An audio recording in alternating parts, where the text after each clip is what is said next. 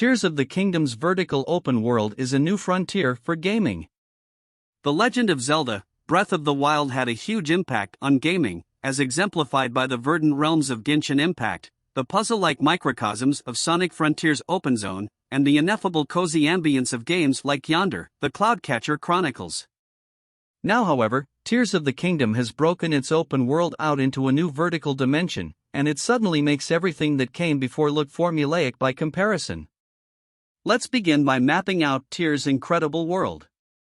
Each of Tears of the Kingdom's four corners is a unique tapestry of three realms, weaving together a ground layer, a celestial archipelagic layer above, and a subterranean layer below into a reused Hyrule map of arguably similar size as its predecessor. We'll kick off with that ground layer.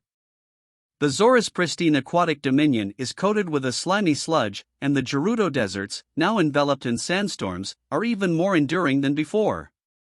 The Rito birds currently adopt a cooler, windswept lifestyle on stormy mountaintops, while the Roundy Gorons hide underground in caves, stiffer and redder than ever, and your main quest is to actually get rid of these not-so-natural disasters permeating the familiar Hyrule areas and bring them back to their proper states.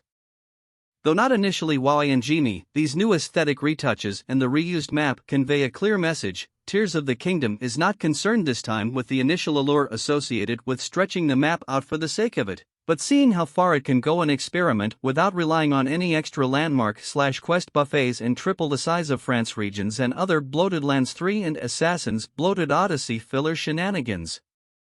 This becomes evident in the Sky Realm, which now makes every location feel incredibly layered and labyrinthine. Think of Twilight Princess City in the Sky Dungeon, but propagated to over 100 lookalike islands scattered throughout Hyrule's airspace and integrated into each main story location as a sort of prerequisite. To get to the bottom of each region and its secrets, you'll have to ascend floating waterfalls, rise above swirling sandstorms, soar amidst towering mountains, or plunge into violent tornadoes to examine the regions from a bird's-eye view. And more often than not, the journey is much more complicated than getting from point A to point B and celebrating with it a dramatic leap of faith.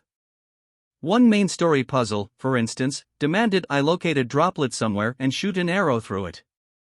After skimming the entire region, I realized that the droplet referred to a cluster of stones that take the form of a water droplet when viewed from a certain angle while standing on a sky island. After shooting the arrow, I had to jump after it and follow the arrow to its landing spot.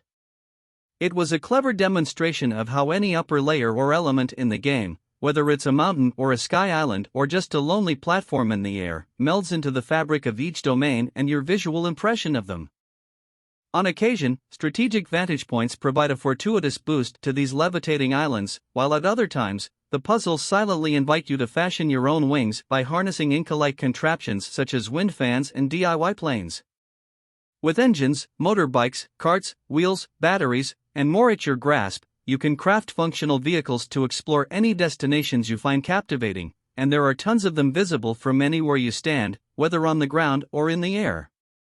The challenge lies in actually figuring out how to reach any particular height or distance in your own makeshift style. By putting tantalizing prizes in hard-to-reach places, the game feeds your instincts to push against your limits and figure out how the hell you're going to get inside, for example, that giant ball floating in the sky.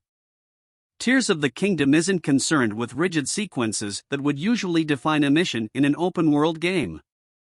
For example, it's normal to see identical pillars of different heights each set on a different edge of the arid Gerudo Desert with like 10 kilometers between them, contraptions that emerge from the midst of nowhere, or lights from distant sources that cast their radiance in seemingly nonsensical directions, yet somehow make sense of it in the context of the same mission. I first had to elevate myself a bit high to realize that these pillars are not triforkly uniform, and confirm how the top-down light should also connect from one platform to another to reenact that iconic Triforce shape using the random platforms. It might seem like a usual Zelda puzzle, but with the vast distance it covers, the sandstorms hindering visibility, and the required bird's-eye perspective, you being to feel the puzzles and the environment form a single ecosystem, where you can't see each element as a simple happening in the world or this particular surface you're standing on, but only as an integral part of a linear and greater whole. All these things, and more, exist in complete harmony, which is made all the more meaningful by the fact that you traverse this world and its secrets with your tools and wits, rather than just wandering about on your legs. The chasm, the subterranean realm I affectionately refer to as Hyrule's Caelid for the trepidation it evokes in me, takes this idea to the next level.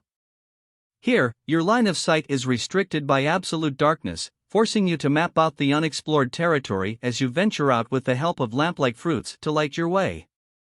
It's not just one or two areas, but an entire subterranean Hyrule with its own secrets that sometimes play a part in resolving main or side quests as well. It feels like an inverse of the oversight you enjoy in the world above, and I love how raising the difficulty in this game also involves the player's senses and vision in some way, not just some random parameters or gear scores. Tears of the Kingdom is a game that really makes the most of its open-worldness, using that world to create larger-than-life puzzles that can encompass entire deserts or skies, not just small areas within empty spaces. I hope that Tears' vertical open world inspires developers to reach in this bold new direction, instead of flipping the wrong pages of Breath of the Wild's now sacred tome of open-world design.